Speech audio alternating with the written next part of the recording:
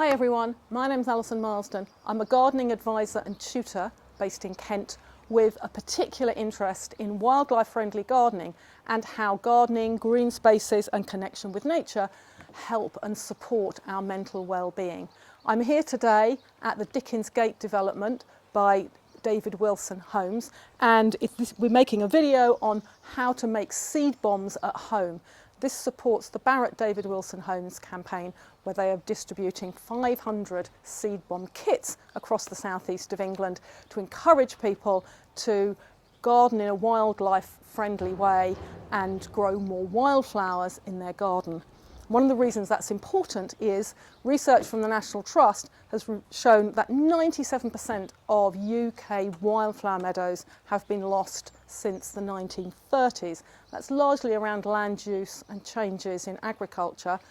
One of the good bits of news is that anyone with a garden or an allotment can make seed bombs like this and grow wildflowers that will support bees, other pollinating insects and the butterflies and moths that need those native plants. So very simply, I have things that you probably have at home. So multi-purpose peat-free compost, which is going to provide the bulk of the bomb and the nutrients and the nice texture for the seeds to germinate, and some baking flour out of my kitchen. Some of the kits that you use, if you look at a seed bomb kit, that might talk about powdered clay, which works instead of the flour to bind the compost and the seeds into the little solid ball. I figured that people were more likely to have flour at home than powdered clay, so that's what we're doing. And this, before I get my hands going, these are what we're making. So that is what a finished seed bomb looks like, about larger than a marble, smaller than a ping pong ball. And you can see the pale, slightly grey colour. These are very light, and that tells me that they've dried out completely. And it is very important that the seed bombs dry out quickly. We are going to use a little bit of water to make the flour paste and bind the compost together, but you do not want water to remain inside.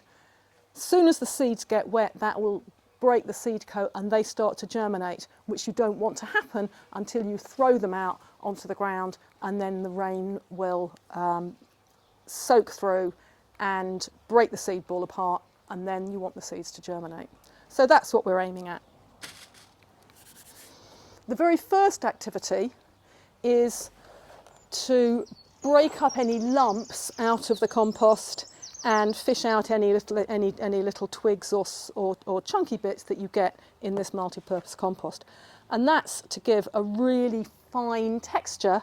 When the tiny roots start breaking out of the seed, you need a nice fine texture for them. And this is one of the ways that gardening actually is really good for us, particularly if you're doing this with children. Settle down at the start. It's a very calm, quiet moment, almost mindful. So you can ask them not to talk, which is always an achievement. And use your fingers. Break up the lumps. Feel the texture. And really concentrate on the texture in your hands, knowing that you're creating a great seed bed for those little plants when they start to germinate. So having broken up the lumps and got a nice soft texture, I'm just going to put about a scoopful into, you can use a tray or a bowl, definitely mix it in something, certainly not on the carpet, but a plastic tray or a table like this is fine. So I'm just going to use about a loose scoopful of compost. That's enough to make a dozen or 15 of these little seed bombs. I certainly recommend making them a few at a time rather than a whole collection. It's much easier to control how much water goes in. So we'll start with a scoopful of compost and about a quarter of that amount of flour. You don't need a huge amount of flour.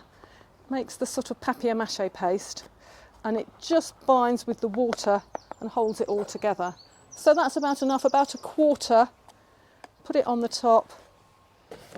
I'm just going to put the lid on the flour so we don't have any wind-related incidents. And then again, fingers in again. I've got filthy hands now, but I'm going to wash them before I eat anything and mix it all in together. So the whole thing will go grey into a very even colour. Mix it all in. And then the seeds. So that's what the balls are made of.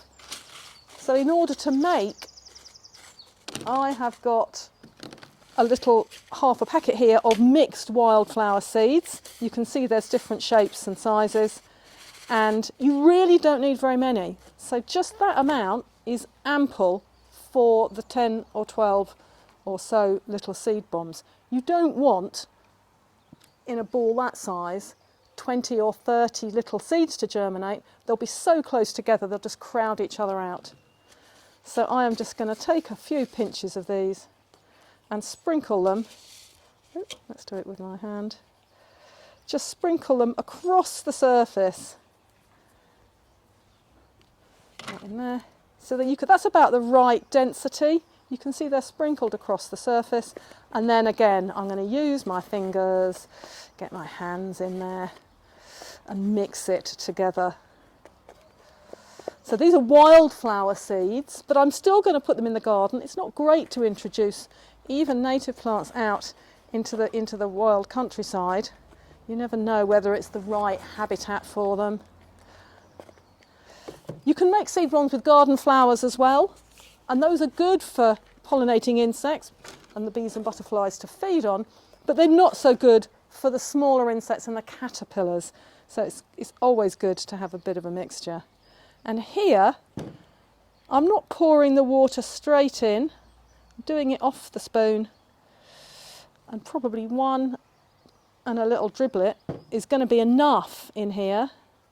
If your compost is quite wet to start with, you need very little water, and just enough.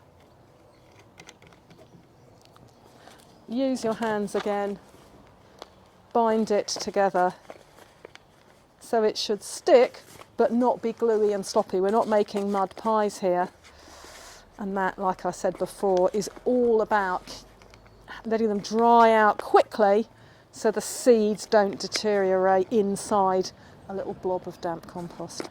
So the seeds are mixed in, and then all we're going to do is take a little blob like that. Oh, is this sticking together? Just about, blinding. Squeeze it together with fingertips. You're not rolling it around like a ball of clay or plasticine. That will just break it apart. So we'll just make little balls about that size, and then there's a few seeds trapped inside. Those will sit in the sun on a sunny windowsill, even in the airing cupboard if it rains and you can't get a nice sunny spot for them. And they will dry out in about 24 hours. I'm not going to do all of these. You don't need to watch me making endless seed bombs, but you get the idea. Oh. Gather it up in your fingertips, bit of squishing, and the flour will hold it together. And then you just leave them there until they're dry. When they're dry, they're quite robust. And then you can give them on to friends or family, or toss them out into your own garden, into the flower beds for wildflowers to encourage the bees and the butterflies all through the summer. Simple as that. Thank you.